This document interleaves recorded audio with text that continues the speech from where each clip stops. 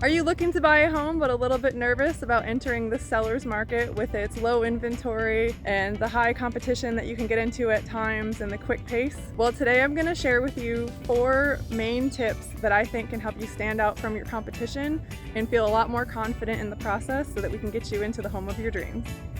Real quick, before we get into it, if you haven't done so, please take a moment to hit the subscribe button so you don't miss any of our great content, home tours, community tours, things to do in Las Vegas, and more.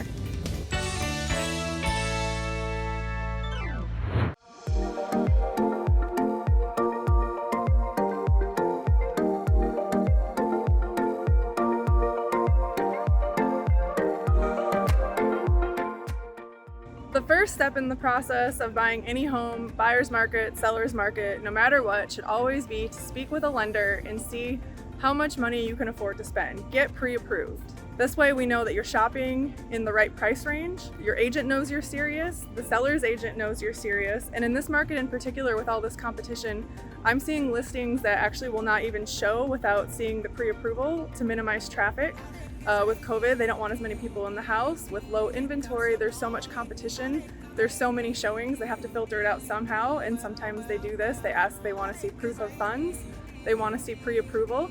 The other thing is when we're submitting offers, I have not seen an offer lately that did not specifically state that you need to include your proof of funds or pre-approval with the offer. Otherwise, it will not be reviewed, it will not be presented, it's considered incomplete.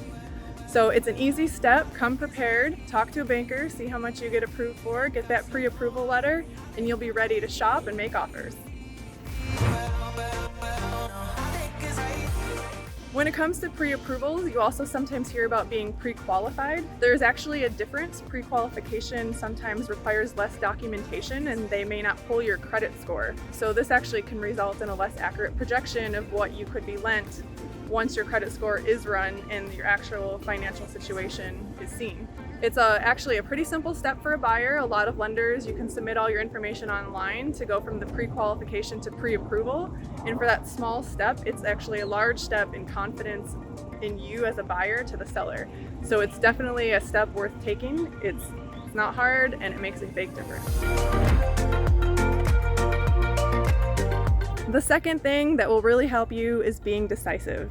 With the low inventory and high competition in this market, you don't have the luxury of seeing some houses, sleeping on it, thinking about it. You really need to know what you want.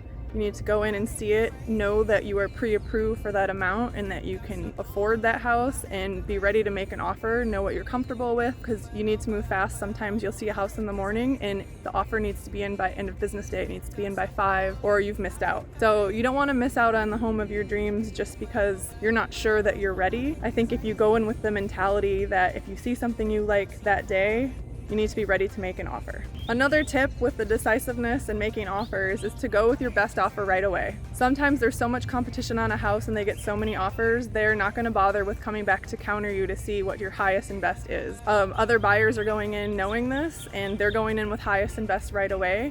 So be prepared to do that. What is the most that you would pay to live in this house? Do you love it so much that you'll pay a little bit extra? Because that just might be what gets you into the house. You don't want to lose it just because you're trying to save a little bit of money. A third thing to keep in mind when submitting offers, and this is something Kristen and Steve have mentioned in some of their market updates, is to write a letter to the sellers. Tell them how much you love the house. And it's that moment when you're in the house and you decide you love it and you're telling your realtor that you can picture yourself out on the back deck having picnics with your family and you can see everyone coming over for holidays. That's the kind of stuff that you want to put into the letter to the seller so that you become a real person. And a lot of people are actually attached to their homes and want to know it will be taken care of. And I think that might give you the leg up on the competition.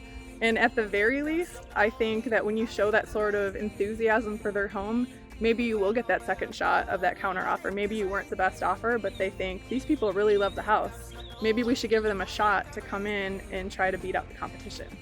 Just a tip.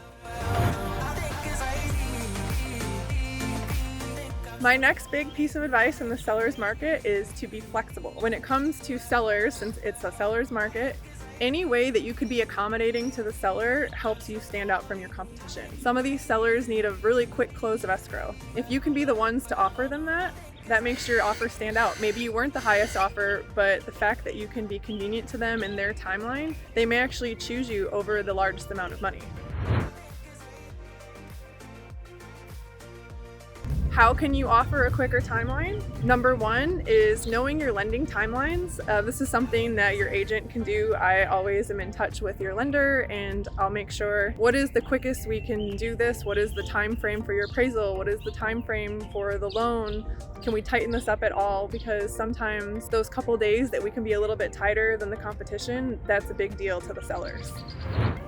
Another thing you can do to speed up your timeline is to have your inspector already picked out, have someone in mind that when your offer gets accepted, you can call them right away, get it scheduled, get them in there. We can get that inspection done, the repairs request done, due diligence can get wrapped up, and we can tighten that up even past the 10 days and keep things moving. And of course, we always have recommendations if you need them, but that's just another way to speed up the process of closing. And this should go without saying since it was number one, but be pre-approved. So your funding is ready to go. If you're using cash, have it readily available. If it was an investment, have it liquidated, have your proof of funds on hand so that you can prove that you're good for it. Have everything lined up. Whatever your lender told you, don't change your financial situation because that could cause something to fall out of escrow or delay. And in this market, delays like that, a seller might just say forget it and pick somebody else to buy their house. On the flip side of the flexibility, some sellers need a longer escrow or they will request a lease back because they need some more time to move or they haven't found a place yet. In the seller's market, we're not seeing people taking contingencies from buyers that they'll buy your house once theirs is sold, but going the other way, some of these sellers haven't found somewhere to stay yet, and if you can be the one to accommodate that situation and give them a chance to move out and figure out where they're going, that also may be more important to them than the highest dollar amount, or just make you stand out from the pack and again get you the possible offer of, can you come up a little bit because we really like the situation you're offering, you're not the highest dollar amount, what else could you do? My fourth tip for being prepared for success in the seller's market is to find yourself a great real estate agent. You need someone who is going to give you regular updates on listings so you're seeing all the latest things on the market as they come out because sometimes they're going off just as quickly. You need someone who's going to quickly and efficiently submit offers because again, you don't get that offer in by the deadline or on time, you're not going to be considered and things are just moving so quickly. It's so important to get that done in a timely manner. A good agent is also invaluable in this process in making your offers stand out since they know your situation and they should be making the effort to know what you need and what you can and can't do and being able to communicate with the seller's agent, the lender, and all the parties involved to try to get you the best deal and to see what you can do to make your offer stand out. Thank you all for joining me today and hearing out my advice for entering into the seller's market. Hopefully it will give you some more confidence, answer any questions you may have had. And if you or someone you know is interested in relocating or moving to Las Vegas, please reach out to myself or one of my teammates at thethomasgrouplv.com. We're here to help and we offer free consultations. Until next time, I'll see you in the next video.